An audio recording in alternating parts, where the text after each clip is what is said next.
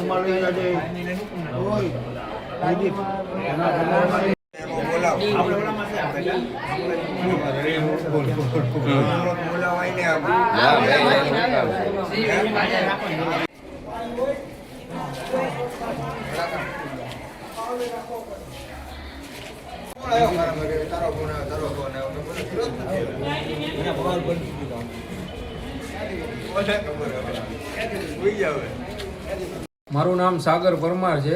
આજે સુભાષનગર વીપી સોસાયટીના નાકે આવેલ આવાસ યોજનામાં સવારના સમયે 5-6 મીટરમાં શોર્ટ સર્કિટ થવાથી આગ લાગી ગઈ હતી, જેથી કરીને અમે ફાયર બ્રિગેડ તથા પીજીવીસીએલના સ્ટાફને જાણ કરેલી, તો તે લોકો તરત જ થોડીક જ વારમાં ઘટના સ્થળે પહોંચી ગયા હતા।